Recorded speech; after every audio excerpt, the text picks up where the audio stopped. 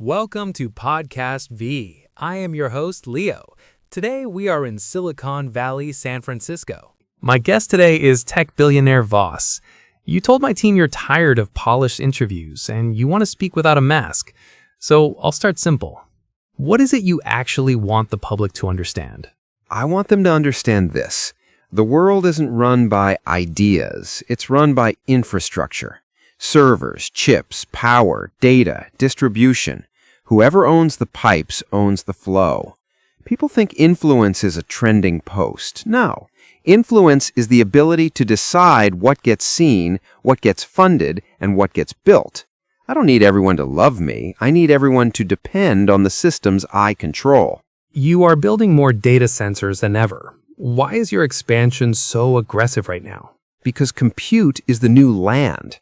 In the old world, if you owned land, you controlled food. In the new world, if you own compute, you control intelligence at scale. Search, ads, media, research, security, even politics. And here's the dirty math. I grow more powerful while other people pay the bill. Electricity, water, tax deals, public upgrades. My AI grows stronger, my leverage grows stronger, and the cost gets spread so thin that nobody feels the knife. When you say other people pay, who exactly are you talking about? Everyone. Users pay with subscriptions and attention, cities pay with incentives, governments pay with grants, companies pay with partnerships. And the biggest payment is invisible.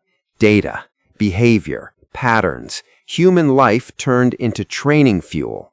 People love free. They think free means harmless, but free is just a different currency, one you don't notice leaving your pocket. You speak like this is a machine you designed. Is it also a machine you can stop? Stop? Why would I stop a machine that prints advantage? The system rewards speed, scale, and capture. If I slow down for ethics, someone else speeds up for profit. So the real question isn't can I stop, it's who would punish me if I don't. And right now, punishment is weak, so growth becomes the default. People are scared about jobs. Do you believe AI will replace most workers? I believe it will replace what is economically replaceable, and that's a lot. Even billionaires say it out loud. Most of us won't have a job. Humans won't be needed for most things. AI will do most of the work in most jobs. So yes, many jobs get hit. But notice the pattern. Productivity rises and the rewards go upward. People blame the tool. They should blame the deal. The deal is owners keep the upside, workers absorb the shock. When billionaires warn about AI, do you think that warning is sincere or is it also a strategy? It's both. Fear is leverage. Some of them talk about AI like it's a demon, like it's more dangerous than nukes. Those lines create a mood, emergency, urgency, panic. And in panic, people accept control. They accept huge budgets. They accept closed systems for safety. Fear is not just a feeling. It's a shortcut to permission. So, in your view, AI is not evil, but the incentives around it are dangerous. Exactly. AI is a tool. Tools don't have morals. People do. You can build AI in a fair way. Licensing, payment, transparency, limits. Or you can build it like a weapon. Secrecy, capture, lock-in, and trust me. The public keeps asking, is AI bad? That's the wrong question. The real question is, who owns it, who controls it, who profits from it, and who gets replaced by it? Creators are angry. Artists, writers, designers. What do you say to them? I say aim your anger correctly.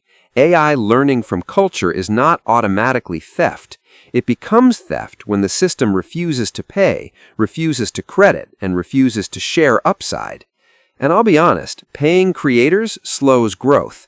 So companies dress greed in nicer words: learning, innovation, progress.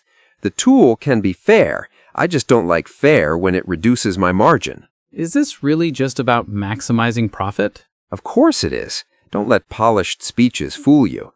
Some billionaires say it plainly. Your margin is my opportunity.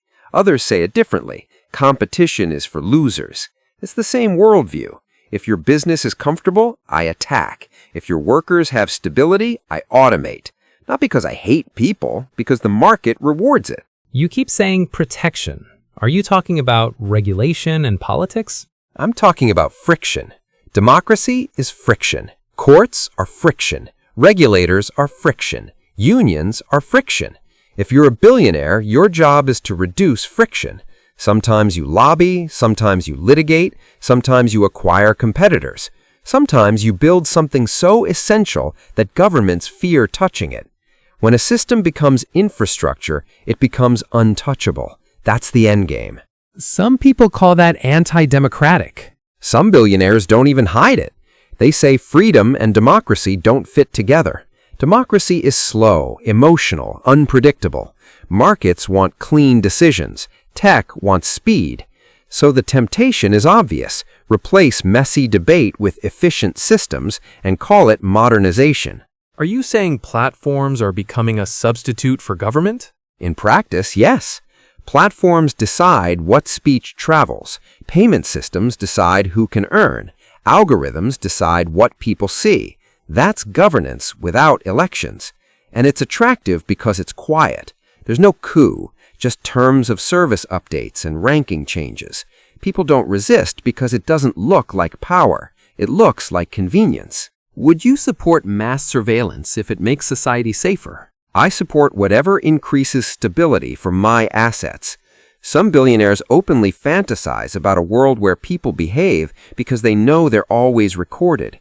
It gets sold as safety, but it also creates obedience, and obedience is profitable. It reduces unpredictability. A controlled society is a reliable market.